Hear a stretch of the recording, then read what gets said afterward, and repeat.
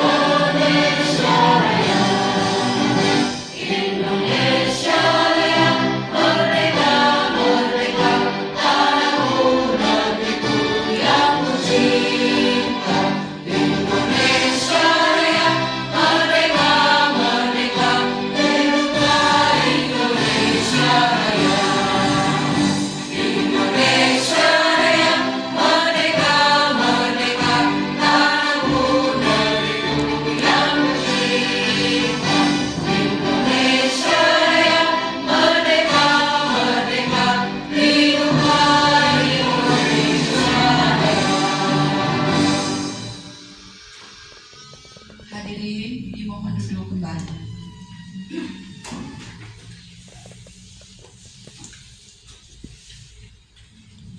Kita lanjutkan ke acara ketiga, yaitu acara sambutan. Sambutan dari Ibu Kepala Sekolah. Waktu dan tempat kami persilakan.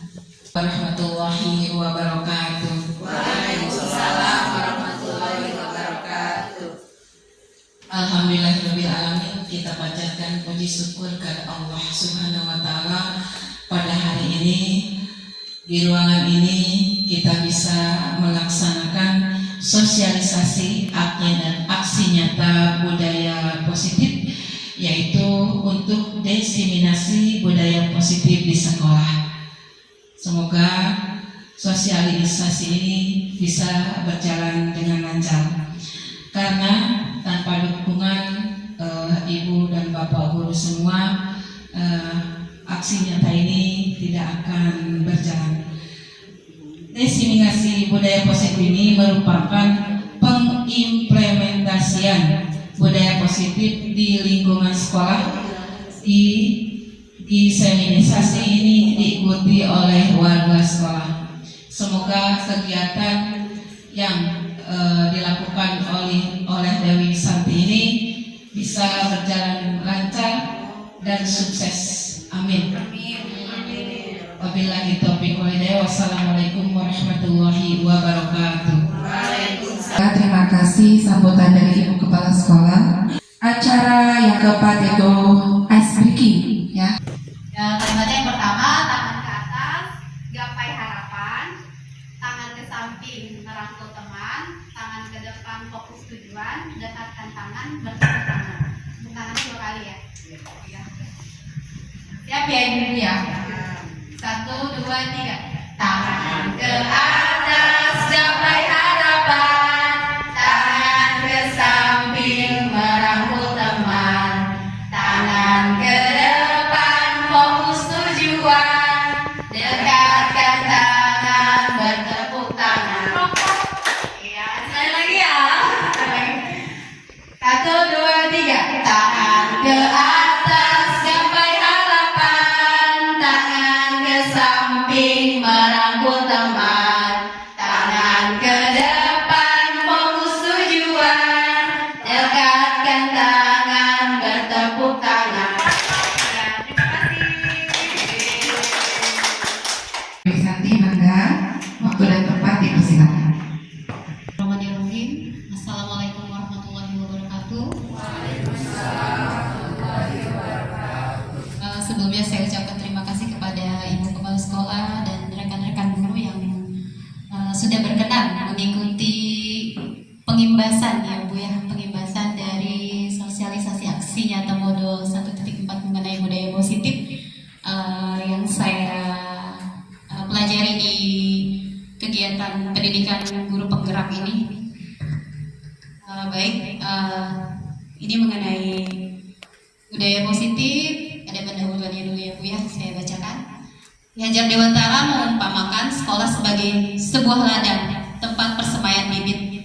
Agar bibit bisa berkembang secara maksimal, petani dapat memperbaiki kondisi tanah, memelihara bibit tanaman, memberi pupuk dan air, membasmi ulat-ulat atau jamur-jamur yang mengganggu hidup bibit tanaman dan lain sebagainya. Ini di uraian tersebut kita dapat memahami bahwa sekolah itu diibaratkan sebagai tanah, tempat bercocok tanam, sehingga guru harus mengusahakan sekolah jadi lingkungan yang menyenangkan, menjaga dan melindungi murid-murid dari hal-hal yang tidak baik. Dengan demikian, karakter murid tumbuh dengan baik sesuai profil pelajar Pancasila. Jadi di sini bisa diibaratkan bahwa sekolah itu sebagai tempat persemaian bibit. Walaupun bibitnya bibit unggul, tapi kalau misalnya sekolahnya atau gurunya tidak maksimal dalam memelihara bibit itu, maka kemungkinan akan menjadi bibit yang gagal.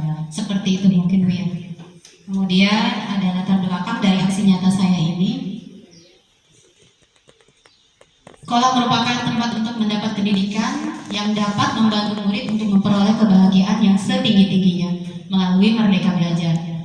Dalam hal ini, sekolah haruslah memberikan rasa aman, nyaman, sehingga dalam praktik untuk menegakkan suatu kedisiplinan dengan menggunakan budaya positif. Budaya positif dapat dibangun dengan cara membuat suatu keyakinan kelas yang disusun bersama antara murid dan guru dan menerapkan segitiga restitusi untuk menyelesaikan masalah yang ada di sekolah. Tujuannya yang pertama menumbuhkan keberanian murid dalam mengungkapkan pendapat tentang suasana kelas, kemudian menimbulkan motivasi diri dari dalam menciptakan budaya positif, mengajarkan murid untuk mencari solusi atas suatu permasalahannya, menunjukkan pembelajaran yang berpihak pada murid, kemudian yang terakhir adalah meningkatkan nilai-nilai kebijakan sehingga dapat memperkuat karakter murid.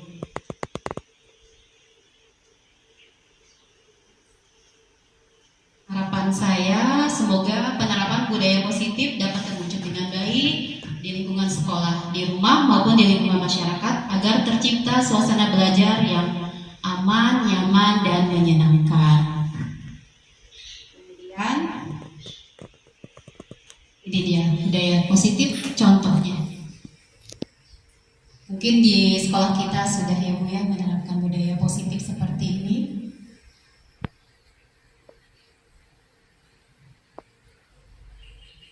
Ada pertanyaan Ibu, apa budaya positif? Sebelum kita lebih jauh lagi, kita gali dulu sedikit-sedikit ya Bu ya. Mungkin di antara ibu-ibu semua ada yang tahu apa itu budaya positif? Bu Nena?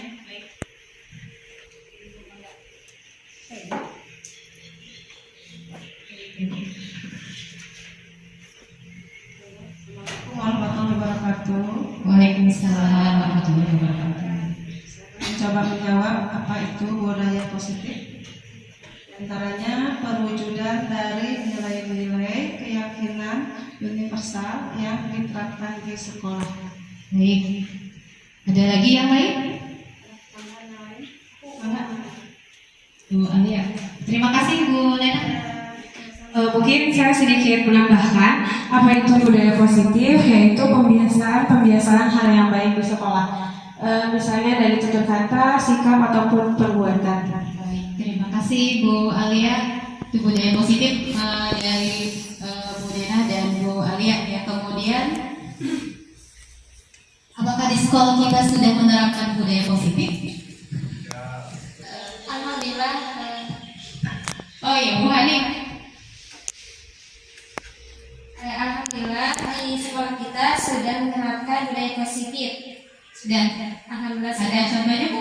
Contohnya itu menjaga kebersihan dengan piket di kelas, Ya. menjaga kerapihan dan juga sopan santun. Terima kasih Bu Hani. Ya, semua yang dipaparkan mengenai budaya positif dan apa di sekolah kita sudah, ya alhamdulillah ya. Ternyata di sekolah kita sudah menerapkan budaya positif. Walaupun kadang mungkin kita tidak menyadari bahwa itu adalah budaya positif ya Bu ya. Kemudian budaya positif itu merupakan nilai-nilai atau keyakinan dan kebiasaan-kebiasaan yang ada di sekolah yang berpihak pada murid, yang dijadikan suatu pembelajaran dalam penerapan karakter. Karena di sekolah kita itu di setiap sekolah ya namanya karakter anak itu berbeda-beda. Ya. Pasti ibu bapak guru sudah tahu semua ya. Dalam satu kelas itu ada misalnya 30 murid, bisa jadi 30 murid itu karakternya berbeda-beda seperti itu.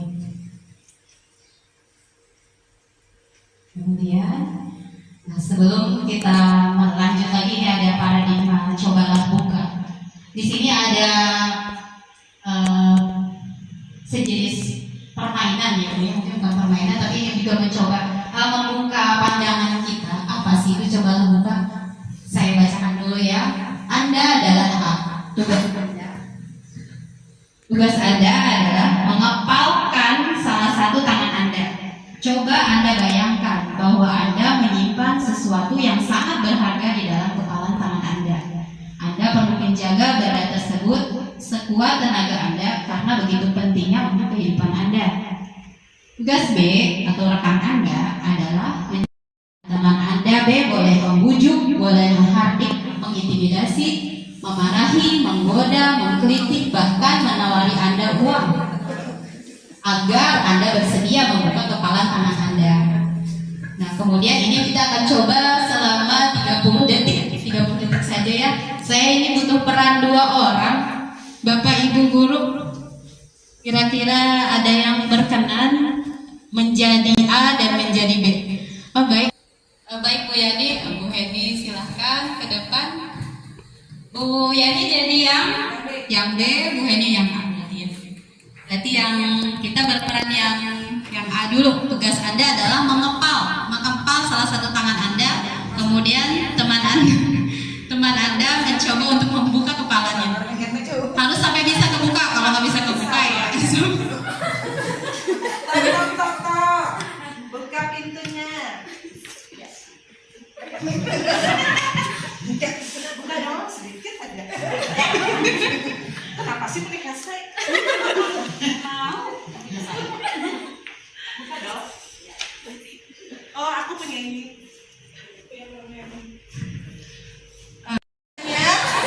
Kenapa sih? Buka dong.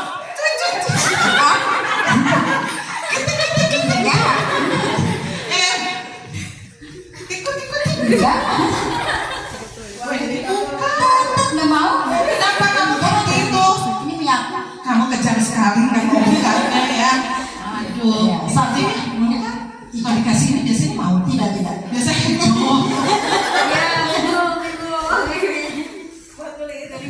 sekarang peran bu berperan 30 detik lagi.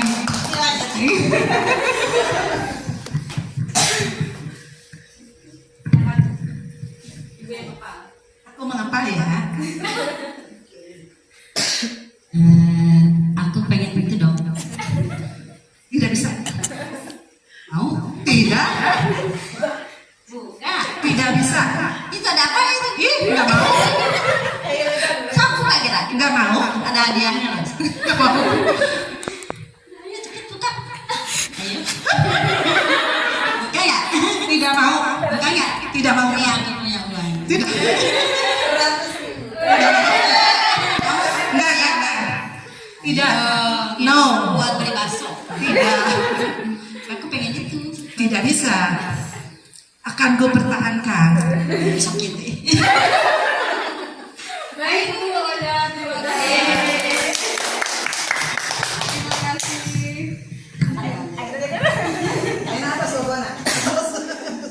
Terima kasih Bu Yani dan Bu Suhaini, Masya Allah. Paradigma tentang teori kontrol yang selama ini barangkali kita sebagai guru merasa berkewajiban mengontrol perilaku siswa agar memiliki perilaku yang sesuai guru harapkan ya. Kemudian kita tadi sudah mencoba cobalah buka ya permainan cobalah atas seseorang itu mengarah pada perilaku, emosi serta dorongan-dorongan atau keinginan dalam ya. Baik, dari berkaitan dengan kasus tadi, maka kontrol atas diri seseorang itu mengarah pada perilaku, emosi, serta dorongan-dorongan atau keinginan dalam diri pada perilaku yang sesuai dengan kelompok maupun lingkungan. Dari games cobalah buka, maka dengan apa ini ya, ada pertanyaan ya sebelumnya. Yang pertama, sesudah itu Anda mencoba menjawab pertanyaan di bawah ini secara mandiri ya, dan diskusikan kembali dengan rekan Anda. Bandingkan jawaban Anda apakah berbeda atau sama. Bila berbeda, kira-kira mengapa? Pertanyaan pertama, apakah Anda atau B membuka kepalan tangan Anda? Mengapa? Apa alasannya? Atau B membuka kepalan tangan Anda? Ini berarti pertanyaan siapa yang dulu mau menjawab? Apakah Anda membuka? Bu Heswa ini?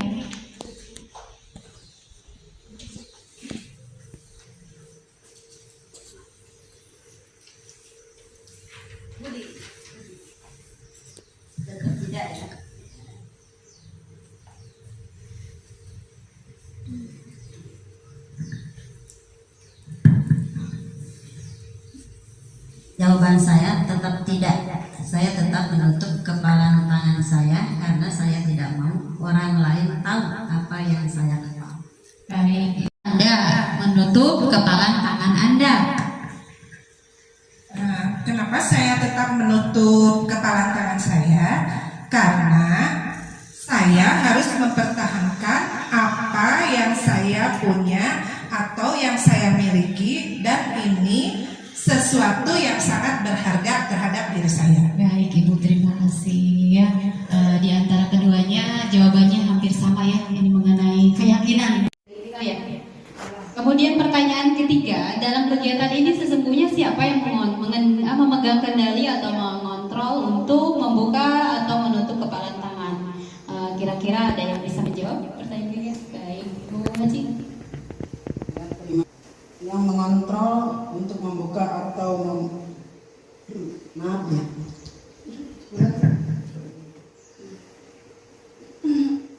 diri kita sendiri yang memegang kontrol atas kepala tangan kita, apakah kita akan membukanya atau menutupnya. Itu tergantung pada diri kita masing-masing sesuai dengan kebutuhan dasar kita saat itu. Terima kasih kepada Bu Haji. Jadi sudah terjawab ya sih. Memegang kendali atau kontrol adalah diri kita sendiri tentunya ya. Kemudian di sini ada perubahan paradigma. Paradigma stimulus stimulus respon dan teori kontrol. Ya. Di sini siapa sesungguhnya yang memiliki kontrol? Yang pertama itu ada stimulus. Melihat dari stimulus respon, kita mencoba mengubah orang agar berpandangan sama dengan kontrol. Itu kita berusaha memahami orang lain tentang dunia. Ya. Jadi stimulus kontrol dan stimulus respon dan teori kontrolnya pandangan berbeda ya.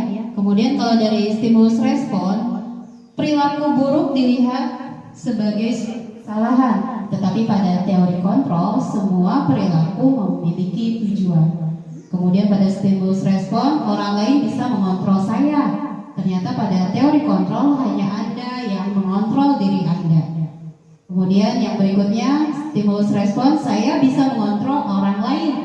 Tapi pada teori kontrol, Anda tidak bisa mengontrol orang lain.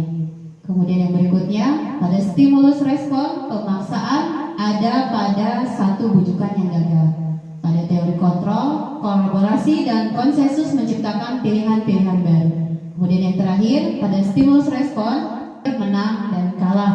Kemudian pada teori kontrol, model berpikir menang-menang. Ya, jadi dalam stimulus respon seolah-olah orang lain dapat kita kontrol, dapat kita kendalikan sehingga kita dapat merubah seseorang menjadi apa yang kita inginkan. Tetapi pada teori kontrol sangat bertolak belakang.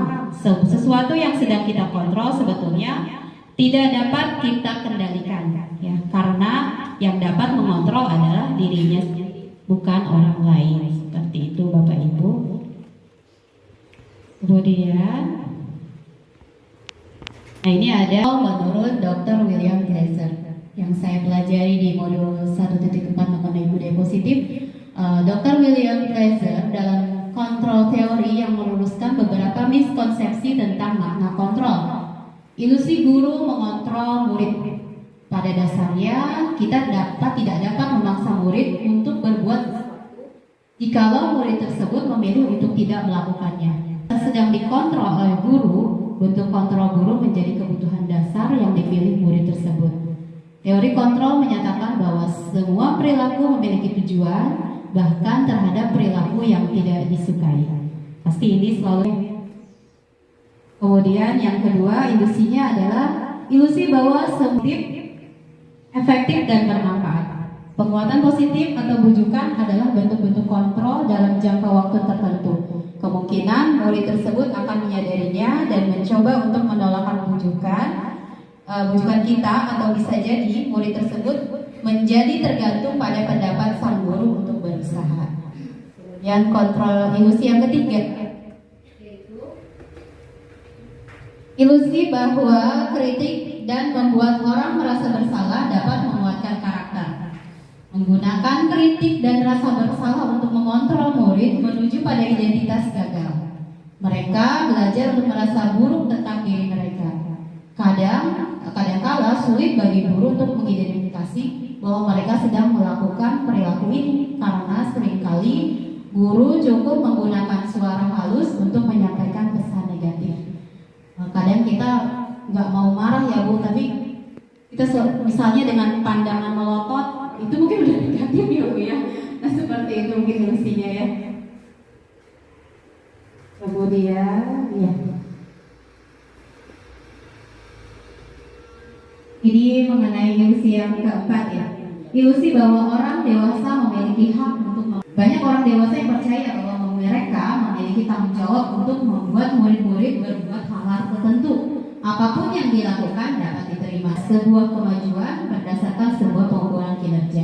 Orang dewasa akan menyadari bahwa perilaku memaksa tidak akan efektif untuk jangka waktu panjang dan sebuah hubungan tertentu. Ilusi ya mengenai teori William Glasser. Ya karena sesungguhnya setiap orang berperilaku itu memiliki tujuannya sendiri-sendiri ya Ibu Bapak. Kemudian kita harus memiliki suatu pola pikir yang tertata, mampu berusaha memiliki pandangan orang lain tentang dunia. Kita pun harus memahami jika seseorang berbeda pandangan dengan kita, pandangan kita kepada orang lain. Stimulus respon yang berkembang menjadi teori kontrol dipengaruhi oleh makna disiplin. Inilah makna disiplin, tapi sebelumnya saya mau tanya dulu, ada yang tahu ya arti disiplin itu apa ya Bu? Disiplin itu apa ya? Mungkin Ibu Makna dari disiplin berarti sesuatu yang dilakukan seseorang pada orang lain untuk mendapatkan kebutuhan.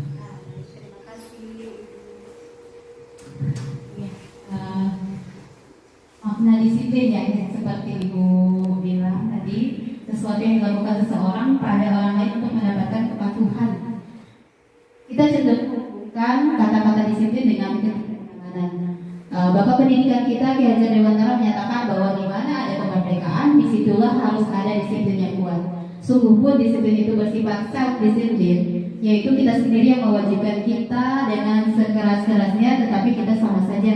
Sebab jikalau kita tidak cakap melakukan self-disiplin, penguasa lain mendisiplinkan diri kita, dan peraturan demikian itulah harus ada di dalam sistem yang merdeka.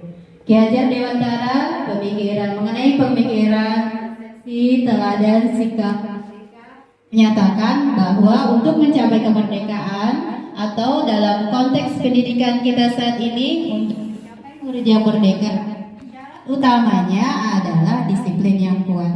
Disiplin yang dimaksud adalah disiplin diri yang memiliki motivasi internal. Jika kita tidak memiliki motivasi internal, maka kita memerlukan pihak lain untuk mendisiplinkan kita atau memotivasi eksternal, karena berasal dari dua, bukan dari dalam sendiri. Ya, jadi mengenai disiplin ini, sesungguhnya disiplin itu ada pada diri kita sendiri ya. Kalau misalkan diri kita tidak bisa didisiplinkan, berarti harus ada penguasaan dari orang lain ya.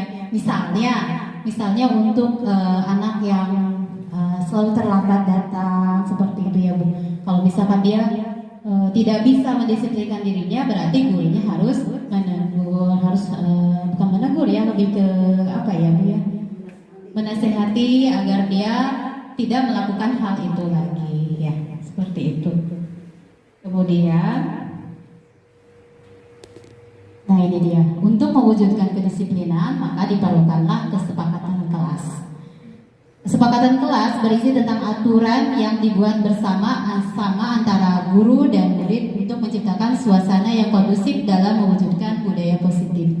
Setelah berjalannya kesepakatan kelas, maka akan menumbuhkan keyakinan kelas. Kira-kira Ibu Bapak Guru sudah membuat kesepakatan kelas? Sudah, alhamdulillah ya. Kalau kesepakatan kelas dengan peraturan kelas sama atau berbeda ya Bapak Ibu?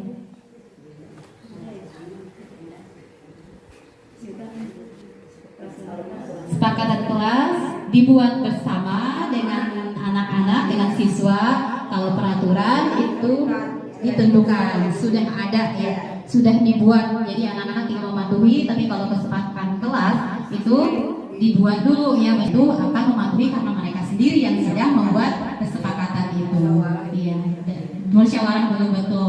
Dan kemudian setelah adanya kesepakatan kelas itu, maka akan menumbuhkan keyakinan kelas dalam dirinya. Oh, saya harus bertanggung jawab, saya harus menunjukkan rasa disiplin, rasa hormat, bagaimana, kemudian rasa menghargai, menghormati, dan seperti itu ya, yang akan menumbuhkan keyakinan.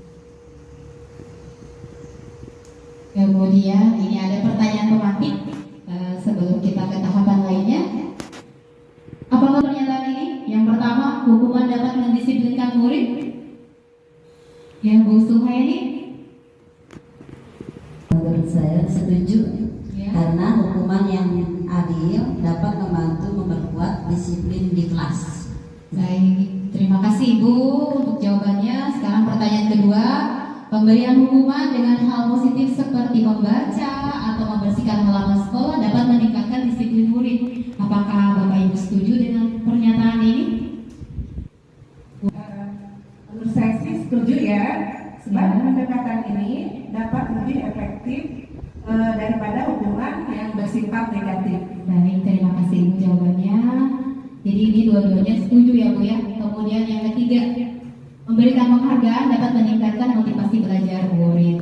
Apa Bapak Ibu setuju dengan pernyataan ini? Bu Haji? Setuju. Setuju. Penghargaan dapat memotivasi murid untuk memperbaiki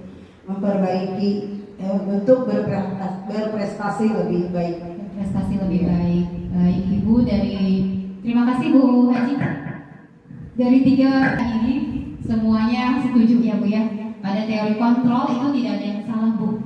Semua yang dilakukan mempunyai tujuannya masing-masing. Jadi kalau Ibu yang pertama hukuman dapat mendisiplinkan murid, Ibu bilang setuju. Ya ini ada tujuannya juga Bu ya. Kemudian pemberian hukuman dengan hal positif seperti membaca atau membersihkan halaman sekolah dapat meningkatkan disiplin murid. Ini juga sama, ada tujuan tertentunya. Kemudian yang ketiga, memberikan penghargaan dapat meningkatkan motivasi belajar siswa. Itu juga tadi Bu Haji bilang setuju ya. Karena dalam teori kontrol tidak ada yang salah semuanya ya. Karena semua yang dilakukan itu mempunyai tujuannya masing-masing. Kemudian mengenai motivasi, hukuman, penghargaan, dan restitusi. Nicholson dalam bukunya Restarting Slim menyatakan ada 3 motivasi perilaku manusia. Yang pertama, untuk menghindari ketidaknyamanan atau hukuman. Kemudian yang kedua, untuk mendapatkan imbalan atau penghargaan dari orang lain. Yang ketiga, untuk menjadi orang yang mereka inginkan dan menghargai diri sendiri dengan nilai-nilai yang mereka percaya. Mungkin ini saya bisa mencontohkan salah satu saja ya. Mendapatkan imbalan atau penghargaan dari orang lain, misalnya mungkin seperti di kelas ya, misalkan anak-anak siapa yang mau dapat ini, siapa yang misalkan nilainya 100 nanti akan dikasih imbalan atau penghargaan. Nah itu mungkin contoh untuk mendapatkan imbalan atau penghargaan dari orang lain ya. Jadi motivasi dia untuk bisa mendapat nilai 100 itu karena untuk mendapatkan imbalan ya Bu ya, atau penghargaan dari orang lain, mungkin seperti itu. Kemudian selanjutnya, nah ini dihukum oleh penghargaan. Alimco penghargaan maupun hukuman ataupun seseorang yang menghancurkan potensi untuknya. Pengaruh jangka pendek dan jangka panjang penghargaan. Pengaruh jangka pendek dan jangka panjang. Penghargaan efektif jika kita menginginkan seseorang melakukan sesuatu yang kita inginkan dalam jangka waktu pendek. Kemudian digunakan penghargaan lagi dan lagi, maka orang tersebut akan bergantung pada penghargaan yang diberikan serta kehilangan motivasi dari dalam. Jika kita mendapatkan penghargaan untuk melakukan sesuatu yang baik, maka selain kita senantiasa berharap mendapatkan penghargaan tersebut lagi, kita pun meninggalkan baik yang kita lakukan. Ini dihukum oleh penghargaan ya Ibu Bapak. Kemudian penghargaan tidak efektif. Suatu penghargaan adalah suatu benda atau peristiwa yang diinginkan, yang dibuat dengan persyaratan hanya jika Anda melakukan hal ini, maka Anda akan mendapatkan penghargaan yang diinginkan. Jika saya mengharapkan suatu penghargaan dan tidak mendapatkannya, maka saya akan kecewa dan berkecil hati, serta kemungkinan lain kali saya tidak akan berusaha sekeras sebelumnya. Jika kita memberikan seseorang suatu penghargaan untuk melakukan sesuatu, maka kita harus terus-menerus memberikan penghargaan itu. Jika kita ingin orang tersebut meneruskan perilaku yang kita inginkan. Orang yang berusaha berhenti merokok atau orang yang berusaha diet, menguruskan badan, bila diberikan penghargaan hampir tidak akan berhasil. Ya karena mereka melakukan itu karena suatu penghargaan, bukan karena keinginan sendiri. Betul Ibu. Kemudian yang berikutnya adalah penghargaan yang menghukum ini ya. Penghargaan menghukum mereka yang tidak mendapatkan penghargaan, misalnya dalam sistem ranking. Mereka yang mendapatkan ranking kedua akan merasa paling dihukum. Mereka memberikan penghargaan dan hukuman adalah hal yang sama karena keduanya mencoba mengendalikan perilaku seseorang. Karena orang pada dasarnya tidak suka dikendalikan, dalam jangka waktu lama penghargaan akan terlihat sebagai hukuman. Jika suatu penghargaan diharapkan namun Anda tidak mendapatkannya, Anda akan merasa dihukum. Ini miris sekali Bu ya, sistem ranking. Mereka yang mendapat ranking kedua akan merasa paling dihukum. Kenapa Bu ya kira-kira ini? Seperti ini kalimatnya. Mungkin nilainya saya kurang sedikit nilainya padahal ya mungkinnya seperti itu. Harusnya saya juga bisa ranking 1 malah jadi ranking 2 mungkin seperti itu ya Bu ya.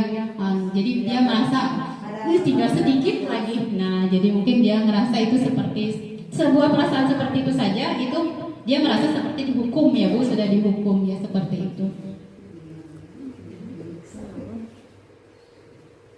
Mungkin ada juga anak yang harus ranking 1 terus ya, ketika dia turun malah dia jadi kayak ngedown. Nah itu seperti itu ya Bu ya. Kemudian ini ada motivasi dari dalam diri ya, termasuknya intrinsik. Saat seorang anak belajar untuk pertama kali menggabungkan huruf-huruf dan kata-kata serta menyadari bahwa ia dapat membaca, timbul pijar di matanya dan sebuah senyuman di wajahnya. Anak tersebut begitu gembira bahwa ia telah mempelajari dan menguasai suatu keterampilan baru. Kesadaran dan kemampuan bahwa dia sudah dapat membaca sesungguhnya sudah merupakan sebuah penghargaan. Jika kita memberikan penghargaan kepada seorang anak pada saat dia sedang merasa bangga dengan pencapaiannya sendiri, maka kita akan mengambil kegembiraan yang saat itu sedang dirasakan secara alamiah. Ya, jadi tanpa kita sadari ya, kadang bisa baca ini buat kamu misalnya ya. Nah itu ternyata mengambil kebahagiaan secara alami ya Bu ya. Mungkin anak itu juga tidak sadar, apalagi ya Bu seperti itu.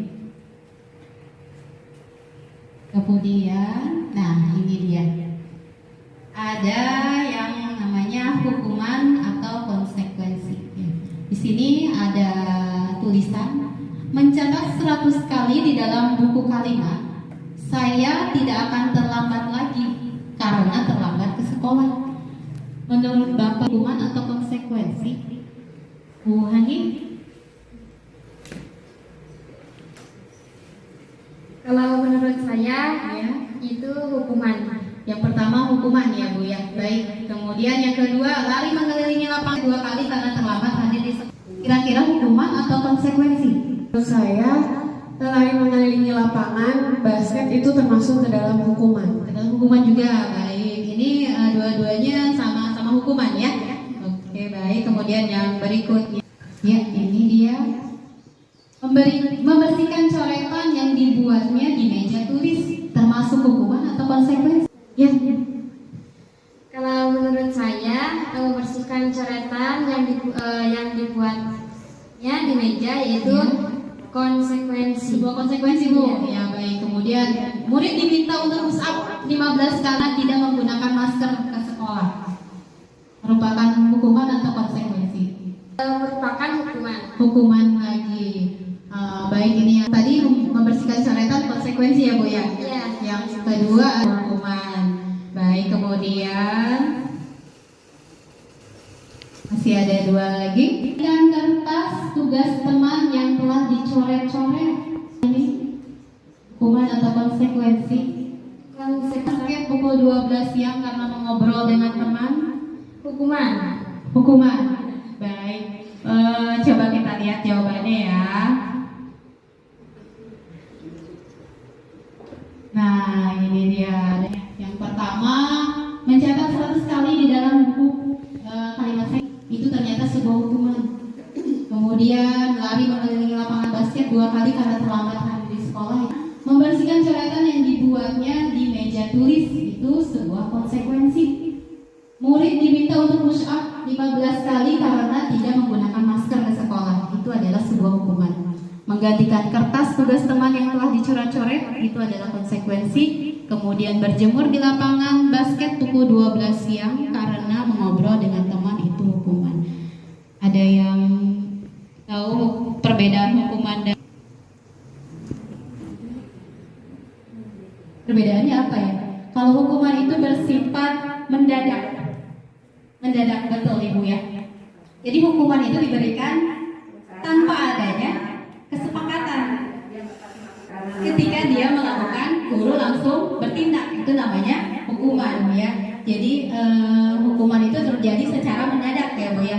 Kemudian kalau konsekuensi itu sesuatu yang sudah disepakati dulu ya, disepakati ya. Misalkan seperti membersihkan coretan yang dibuat di meja tulis. Berarti sebelumnya ada kesepakatan di dalam kelas itu. Betul Ibu ya. Itulah perbedaan konsekuensi. Kemudian, nah ini dia perbedaan hukuman dan konsekuensi. Hukuman adalah sesuatu yang menyakitkan harus terjadi, sedangkan pada konsekuensi sesuatu harus terjadi.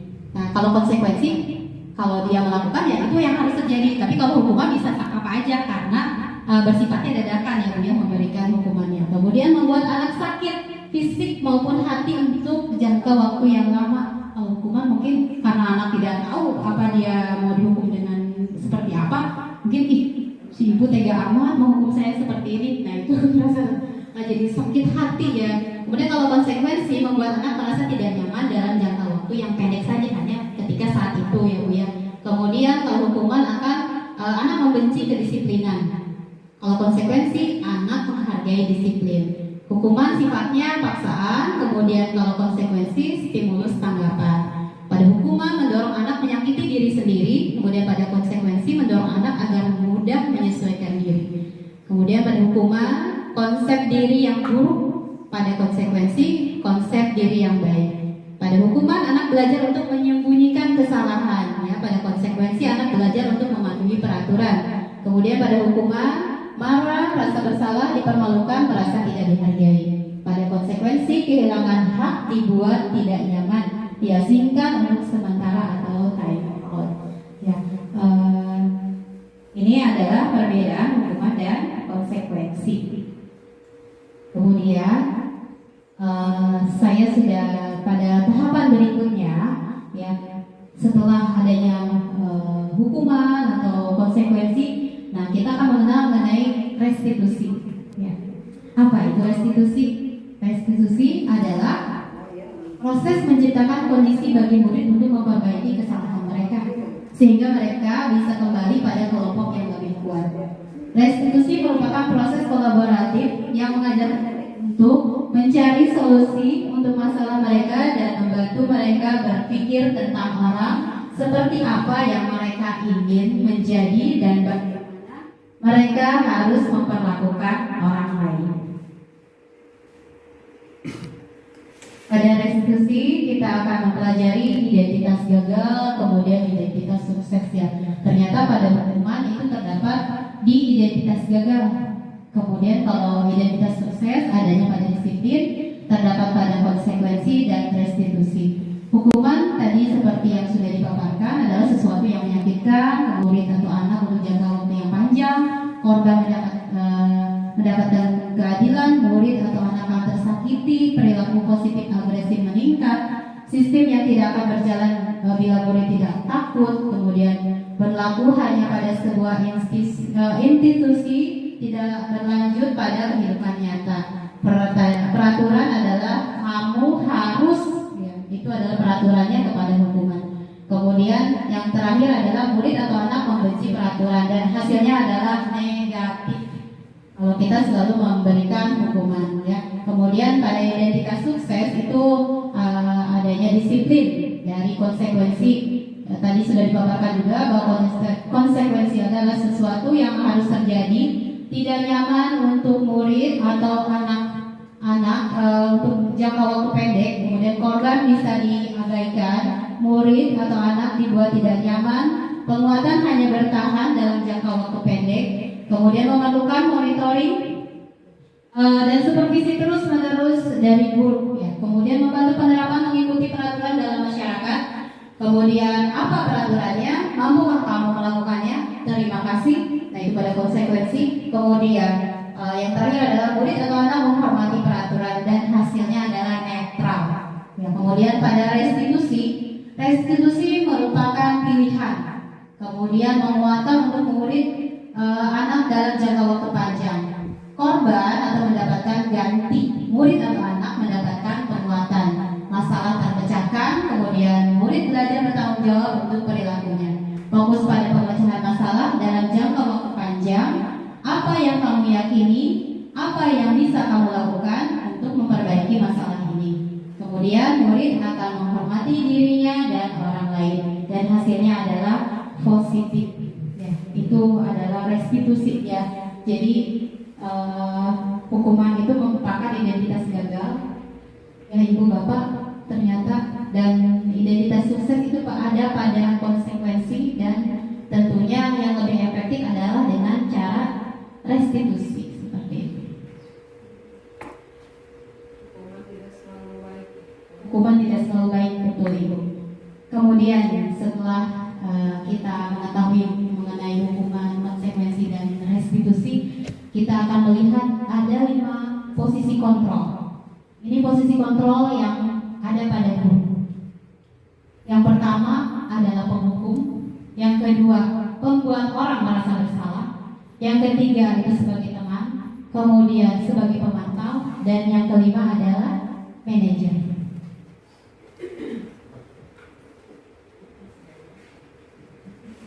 Nah, ini ada video contoh dari kelima posisi kontrol yang tadi. Kita simak sama-sama dulu Ibu Bapak.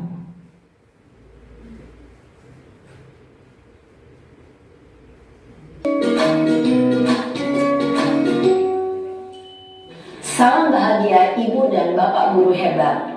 Dalam penerapan disiplin positif restitusi, salah satu program yang dikembangkan adalah 5 posisi kontrol.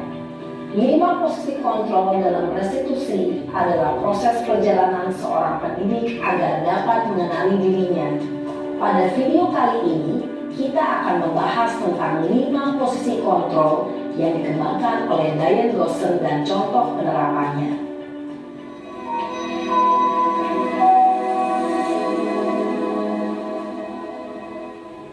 5 posisi kontrol itu adalah 1. Posisi penghukum, 2. Posisi pembuat merasa bersalah, 3.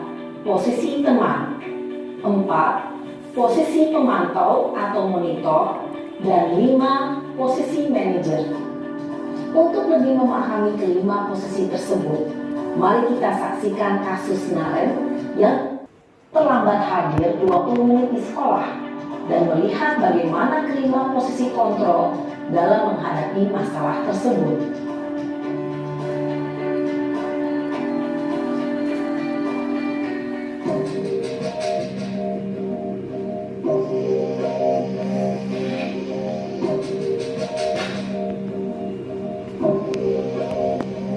Naren, sini kamu. Selamat pagi, Bu. Kamu terlambat. Kamu deh, pasti terlambat. Maaf, Bu. Saya Apa? Apa coba? Alasan kamu apa lagi? Kapan sih kamu tidak terlambat? Malah sekalian kamu jadi anak. saya Dasar gak kapok-kapok sih kamu. Sudah berapa kali terlambat? Sana, kamu keliling lapangan basket 2 kali. kenapa saya harus keliling lapangan basket, Bu? Kenapa? Kamu melawan ibu. Berani-beraninya jawab. Sudah terlambat, masih berani jawab pula. Sekarang, keliling lapangan basket 5 kali sekalian. Biar kapok. Cepat. Pergi sana ke lapangan basket. Posisi penghukum biasanya berbicara dengan nada tinggi, menghardik, menunjuk-nunjuk, menyakiti, dan menyindir. Hukuman bisa berupa fisik maupun psikis. Ibu dan Bapak guru hebat, dampak yang terjadi pada murid ketika guru berada pada posisi penghukum adalah murid cenderung akan memberontak, bahkan menyimpan dendam.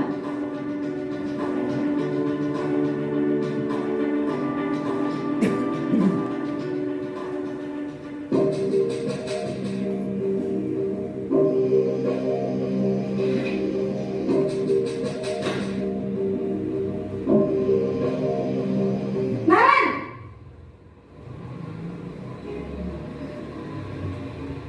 Selamat pagi, Bu. Naren. Kamu kenapa terlambat lagi, nak? Ya Tuhan, Naren. Kamu senang ya bikin ibu susah ya? Kalau kamu terlambat lagi, nanti ibu yang ditegur bapak kepala sekolah, nak. Disangka ibu tidak bisa membina kamu. Duh, gimana ini? Maaf, Bu. Duh,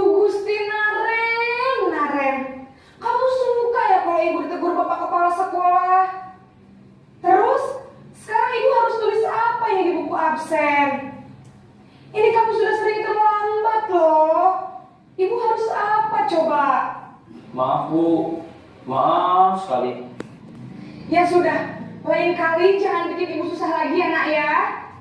Ibu tidak akan kuat lagi kalau kamu begini terus. Bisa jantungan kalau ibu ditegur bapak kepala sekolah. Sana cepat ke kelas. Maaf ya Bu, maaf sekali. Posisi pembuat rasa bersalah berbicara dengan nada tenang, cenderung lembut. Namun kata-kata yang diutarakan membuat murid merasa menjadi orang yang gagal, memandang buruk dirinya sendiri, merasa tidak berharga, dan tidak sanggup membahagiakan orang lain.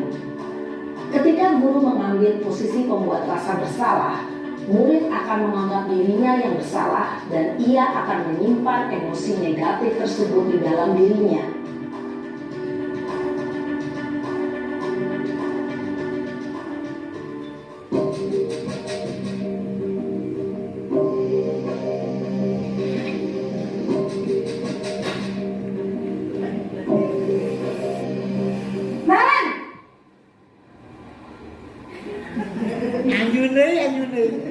Selamat pagi Bu. Wah, sudah jam berapa ini nak? Terlambat lagi ya sayang. Iya Bu, habis ibu saya lupa bangunkan saya Bu. Kamu malah menyalahkan ibu kamu. Kamu bukannya anak yang larinya paling kencang. Kok terlambat sih? Iya Bu, saya memang terlambat bangun tadi. Jadi biarpun saya lari kencang, tetap gak kekejar Bu. Ya sudah sana. Nanti lain kali larinya lebih kencang lagi ya. Lagi bikin seneng ibu demi ibu. Bisa kan? Bisa lah Bu. Ya sudah sana masuk kelas. Ibu beresin urusan absen kamu. Kamu ini ada-ada saja. Dalam posisi teman, guru berbicara dengan nada suara ramah, akrab, cenderung bersenda gurau untuk menjaga suasana tetap santai. Murid akan merasa senang, aman, dan akrab dengan guru. Identitas yang tercipta adalah identitas sukses atau berhasil. Namun, perlu diingat, karena ini masih dorongan eksternal, maka ada faktor ketergantungan dari murid kepada orang tertentu. Di sini, guru absennya, sehingga di lain waktu, murid bisa berperilaku baik, namun hanya kepada orang-orang tertentu saja.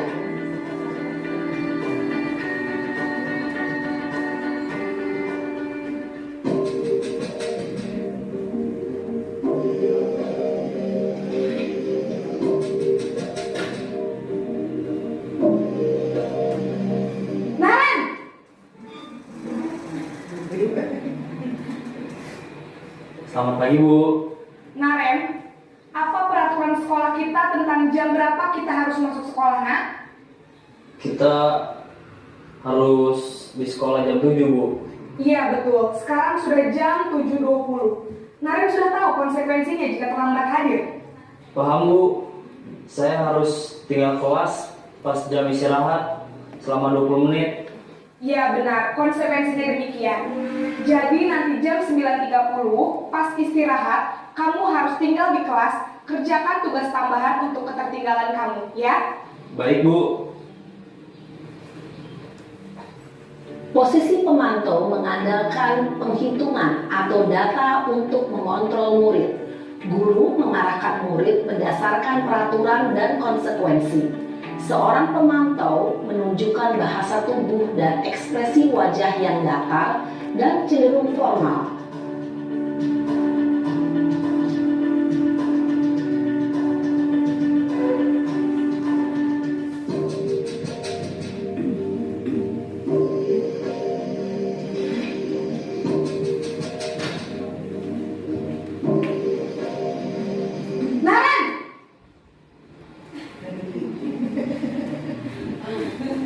Selamat pagi Bu. Selamat pagi Naren. Maaf Bu, saya terlambat. Iya, sekolah masuknya jam 7, sekarang sudah jam 7.20.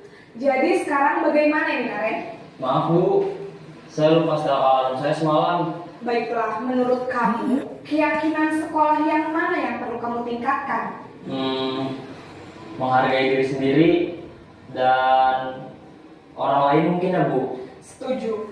Jadi, apakah Naren meyakini prinsip saling menghormati tersebut? Iya Bu, saya meyakininya. Apakah Naren bersedia memperbaiki masalah keterlambatan ini? Bersedia Bu. Bagaimana kamu akan perbaiki masalah keterlambatan ini? Saya akan coba untuk tidak lupa menyetel alarm saya Bu. Baik, kalau Naren lupa menyetel alarm di rumah, ada orang yang kira-kira bisa bantu mengingatkan tidak? Ada Bu, kakak saya, Kak Emma. Ada lagi selain Kak Emma? Selain Kak Emma, ada ibu saya. Baik, jadi yang mengingatkan Naren adalah Kak Emma dan ibu kamu ya? Kira-kira akan mulai set alarm kapan nih Naren? Setelah pulang sekolah, akan segera saya lakukan. Baik, jadi Naren akan setel alarm untuk bangun besok pagi dan akan diingatkan oleh kakak dan ibunda Naren ya. Ada lagi yang mungkin perlu dilakukan Naren agar tidak terlambat bangun lagi? Tidak ada Bu. Baik Naren, terima kasih untuk kerjasama kamu. Sekarang kamu perlu kembali ke kelas untuk belajar. Baik Bu, terima kasih. Posisi manajer adalah posisi kontrol yang disarankan untuk membimbing murid memiliki sikap disiplin yang positif, yaitu murid yang mandiri, bertanggung jawab, dan dapat memecahkan masalah. Tujuan dari posisi ini adalah agar murid dapat berefleksi atas tindakannya. Guru akan dengan tulus memberikan pertanyaan-pertanyaan bermakna, sehingga membuat murid dapat belajar dari kesalahannya dan mencari sebuah solusi untuk menyelesaikannya. Ibu dan Bapak guru hebat, setelah mengamati adegan kelima posisi kontrol tadi, kira-kira posisi mana yang paling ideal?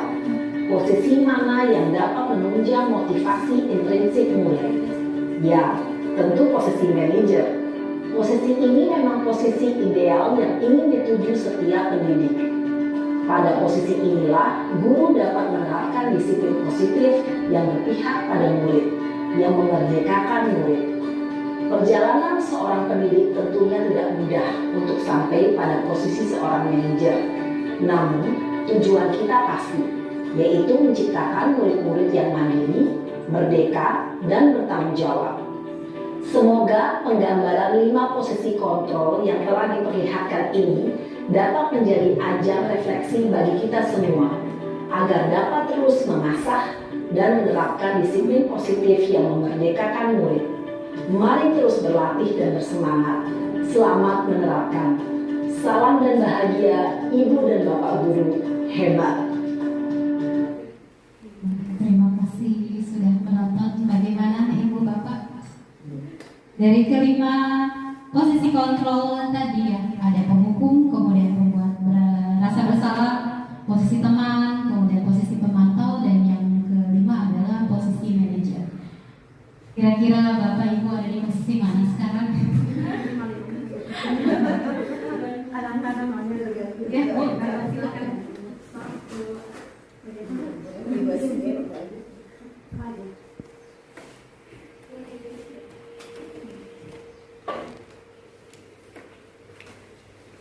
Menurut saya,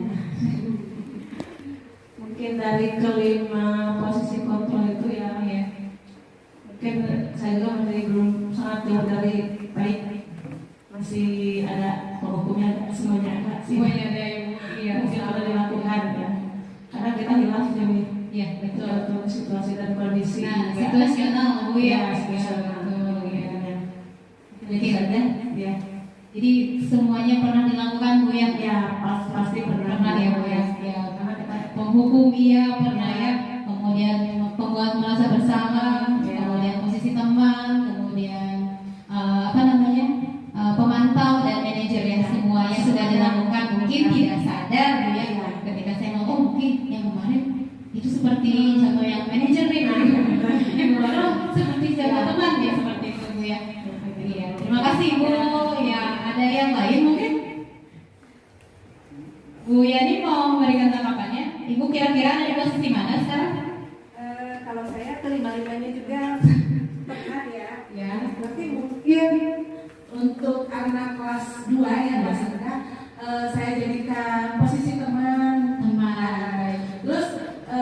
paling ini sekali posisi manajer kali ya. Manajer ya. Karena saya selalu menasihati anak gitu, memberi hal-hal yang positif, istilahnya misalkan anak-anak kelas 2, terutama anak kelas 2A ya, banyak yang selalu terlambat di kelas itu, banyak yang jalan-jalan, dan ada yang sering keluar masuk. Nah, tapi mungkin saya di situ mengambil posisi manajer. Jadi sama saya itu selalu dinasihati yang baik itu ya. Biar mereka menyadari kesalahannya. Itu saja, karena anak kelas 2 itu perlu pendekatan, perlu kasih sayang juga. Mungkin itu saja Bu Dewi. Ya, terima kasih Bu Yani ya. Kita bertahap ya Bu ya, mungkin dari awalnya menghukum terus ya, kemudian menjadi ya sama-sama belajar Bu ya, menjadi pembuat rasa bersalah, kemudian dari posisi teman dan posisi pemantau, sampai akhirnya menjadi di posisi manajer Bu ya. Insya Allah mudah-mudahan kita selalu menerapkan itu ya Bu ya. Semakin kesini zaman semakin berubah mungkin Bu ya, apalagi sekarang udah zaman digital Bu ya, apa-apa main digital ya. Main istilahnya apa namanya, udah digital seperti ini lebih mudah untuk istilahnya kita mau istilahnya mau memakai seperti apa sih pembelajaran itu ya, seperti itu. Kemudian yang tadi ya mengenai 5 posisi kontrol guru, 5 posisi kontrol guru itu yang tadi pembuat rasa bersalah itu adalah kalimat, duh gimana ini, nah itu ya, duh gimana ini, gurunya sampai bilang seperti itu ya, dan itu membuat murid menjadi orang yang gagal ya. Kemudian kalau posisi teman, demi ibu, nah, ibunya bilang demi ibu, nah itu identitasnya adalah bisa sukses, bisa apa ini namanya ya, dengan bahasa yang ramah, kemudian akrab, guru itu sambil bersenda guru ya. Kemudian yang posisi pemantau menanyakan peraturan sekolah terlebih dahulu, kemudian menanyakan konsekuensinya apa ya, sehingga tercipta identitas yang berhasil. Kemudian pada manajer menanyakan keyakinan sekolahnya dulu, kemudian memberikan disiplin yang positif agar murid selalu bersikap mandiri, kemudian bertanggung jawab dengan apa yang sudah dilakukan ya. Ya, kemudian dari 5 posisi kontrol apa tadi ya yang sudah dijelaskan oleh Ibu Nena dan Ibu Yani. Kemudian ini ada video kedua mengenai ya, kita lihat mengenai segitiga restitusi ya.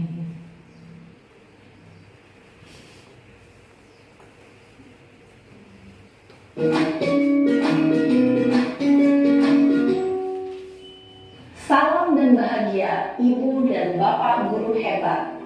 Pada video kali ini kita akan membahas tentang salah satu program disiplin positif yang diterapkan di lingkungan sekolah yang dikenal dengan nama restitusi.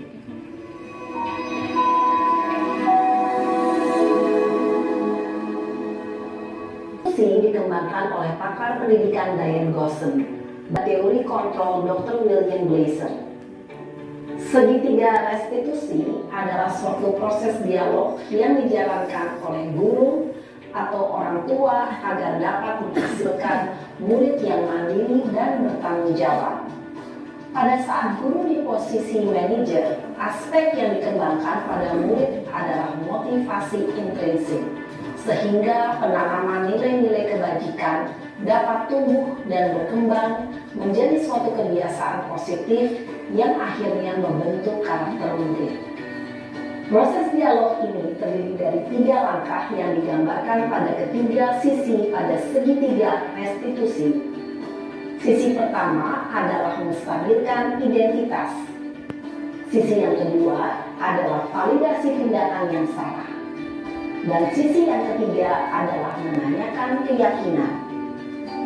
Ibu dan Bapak guru, berikut ini akan ditunjukkan bagaimana seorang guru berada dalam posisi manajer menggunakan penerapan segitiga restitusi.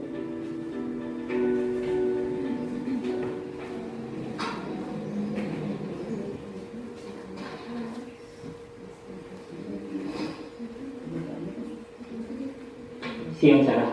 Siang, Pak. sudah lama nggak ketemu Sarah. Kenapa hari ini ada di sini? Kesel Pak, kesel banget. Masa aku dikatain tukang fitnah Pak? Ya aku marah lah. Aku balik katain Eka di depan kelas. Kesel banget.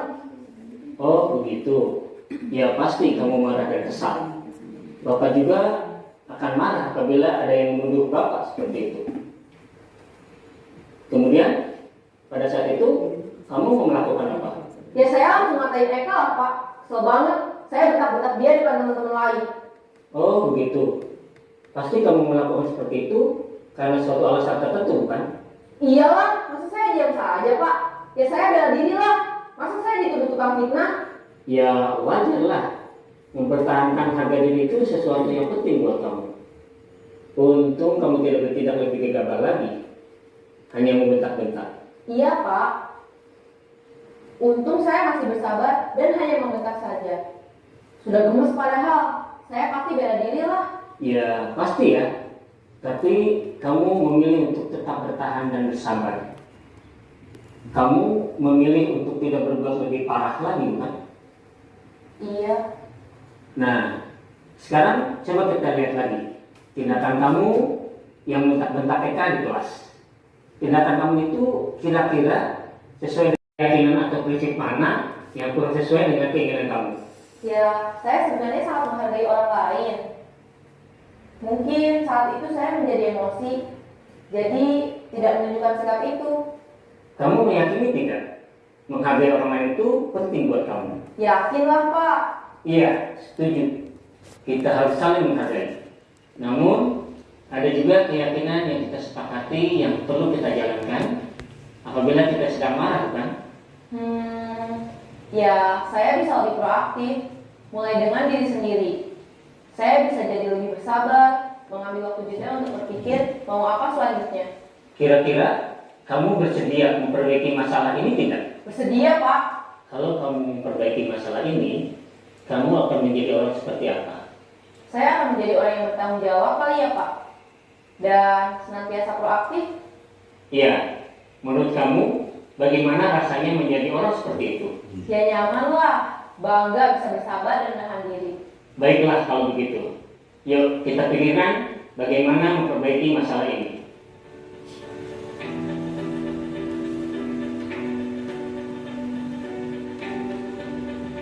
Ibu dan Bapak guru hebat.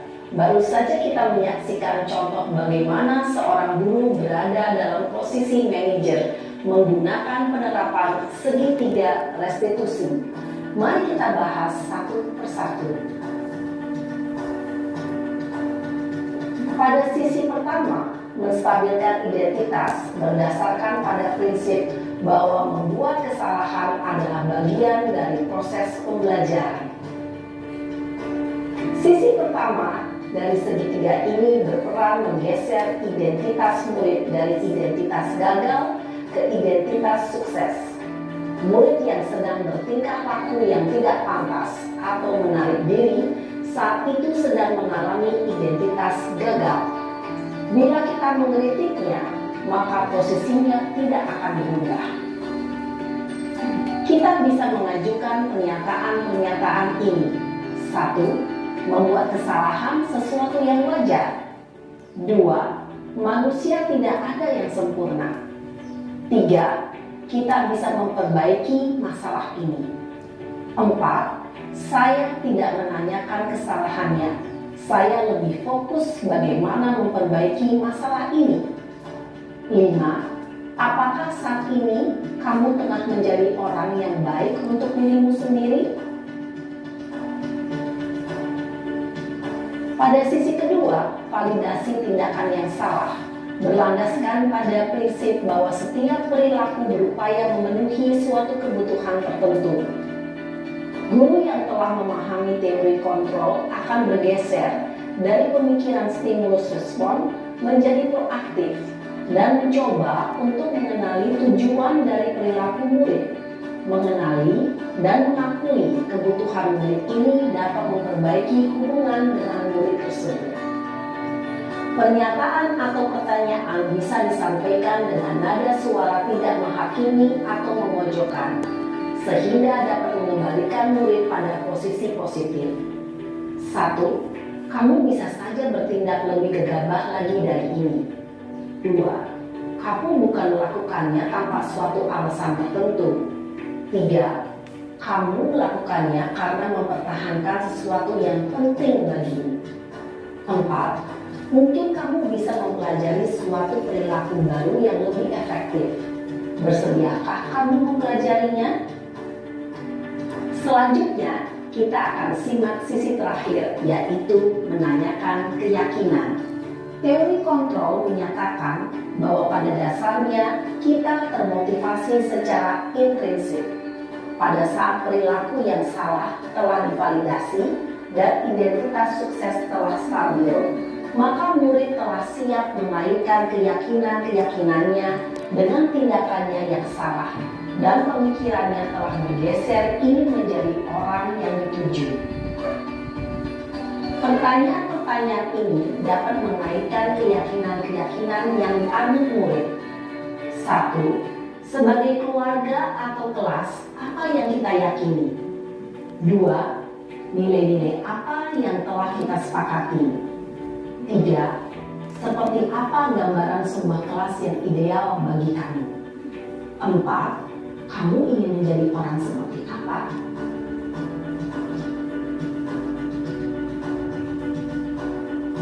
Memahami struktur penerapan segitiga restitusi, diharapkan guru dapat menerapkan posisinya sebagai manajer dengan mengajukan pertanyaan-pertanyaan bermakna yang dapat membuat murid menjadi lebih percaya diri, bertanggung jawab, dan mandiri. Nah, Ibu Bapak Guru perlu tidaknya mengikuti ketiga tahapan dalam segitiga restitusi bergantung pada ringan beratnya suatu permasalahan. Misalnya, bila permasalahan tersebut ringan, maka tidak perlu dijalankan secara berurutan. Bahkan bisa semudah menanyakan apa keyakinan yang kita sepakati. Dengan menjalankan segitiga restitusi, dengan mengajukan pertanyaan-pertanyaan bermakna, diharapkan murid menjadi lebih kuat secara pribadi, dapat membuka wawasan murid agar dapat menyelesaikan permasalahannya sendiri, semakin percaya diri, mandiri, dan merdeka. Salam dan bahagia, Ibu Bapak Guru hebat. Itu video kedua ya. Mengenai segitiga restitusi ya Bu ya. Ini tahapannya ternyata ada 3 tahapan pada segitiga restitusi. Itu yang pertama menstabilkan identitas, kemudian yang kedua validasi tindakan yang salah, kemudian yang ketiga menanyakan keyakinan. Mungkin kalau di sekolah dasar penerapan segitiga restitusi ini tidak harus selalu berurutan penerapannya ya, dengan validasi dengan menstabilkan identitas dulu mungkin ya, dengan validasi tindakan yang salah, dan ketiganya menanyakan keyakinan. Karena mungkin perbedaan kasus di SD, SMP, dan SMA itu akan berbeda sekali Bu ya. Mungkin kalau di SD kita hanya cukup menanyakan keyakinan kelas atau sekolah saja, kemungkinan itu anak-anak juga sudah tahu ya. Tergantung, ternyata segitiga restitusi itu dilakukan tergantung dari masalah yang terjadi. Ternyata Ibu Bapak ya, seperti itu. Ada pertanyaan mengenai segitiga restitusi atau sudah cukup? Cukup dari videonya mungkin ya, sudah panjang sekali. Kita ke tahap refleksi ya Bapak Ibu Guru setelah kita mempelajari dari awal. Ada refleksi pengalaman saya mengikuti pembelajaran hari ini berupa apa, kemudian pelajaran yang didapat itu berupa apa, dan perasaan saya setelah mengikuti pembelajaran ini, dan hal baik yang saya lakukan ke depan adalah saya persilahkan kepada Bapak Ibu Guru yang ada untuk merefleksikan pengalamannya. Maka Ibu Hani.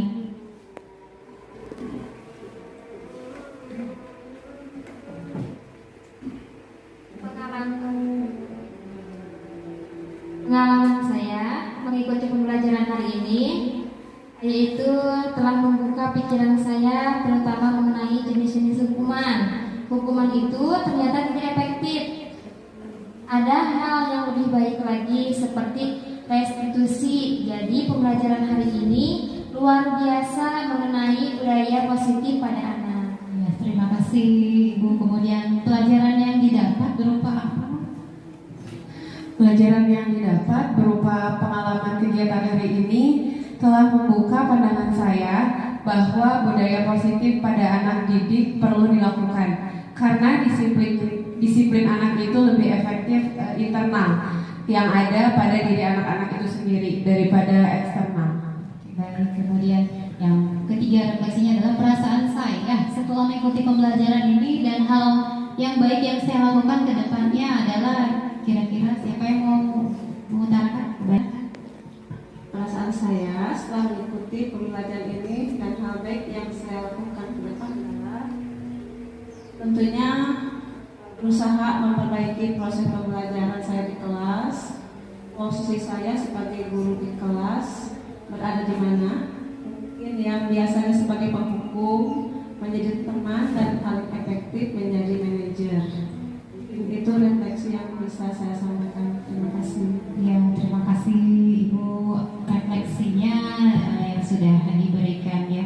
Kemudian kesimpulan terakhir dari saya, budaya positif itu harus dibangun untuk menumbuhkan motivasi internal ya, melaksanakan disiplin positif bagi murid yang nantinya akan ikut berpengaruh kepada pencapaian visi dan misi sekolah tentunya ya. Menerapkan disiplin positif dengan menumbuhkan motivasi intrinsik bahwa murid melakukan disiplin positif untuk menghargai dirinya sendiri dan orang lain berdasarkan nilai-nilai kebajikan yang telah mereka yakini ya. Demikian sosialisasi pengimbasan pada aksi nyata budaya positif yang bisa saya sampaikan. Mohon maaf jika ada kesalahan karena kesalahan datangnya dari saya dan kesempurnaan hanya milik Allah Subhanahu wa taala. Wabillahi taufiq wa hidayah. Wassalamualaikum warahmatullahi wabarakatuh. Waalaikumsalam warahmatullahi wabarakatuh.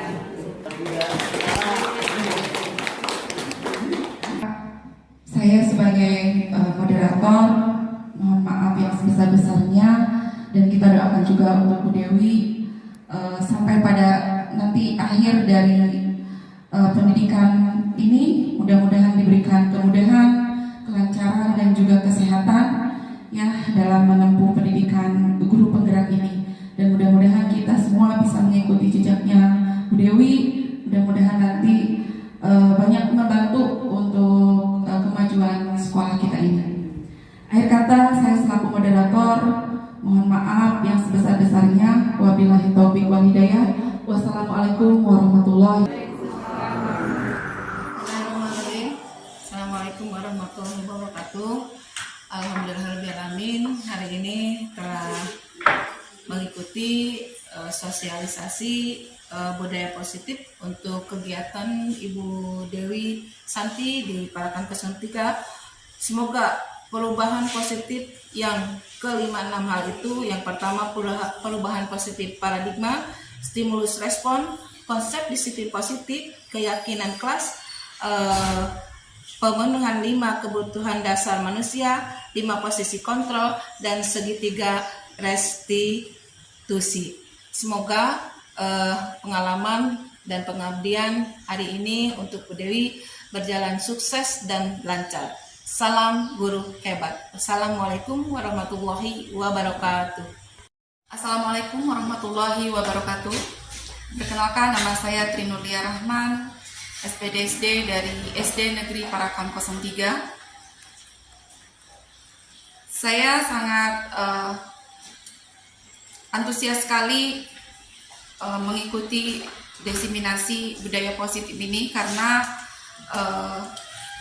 diseminasi budaya positif ini merupakan pengimplementasian budaya positif di lingkungan sekolah.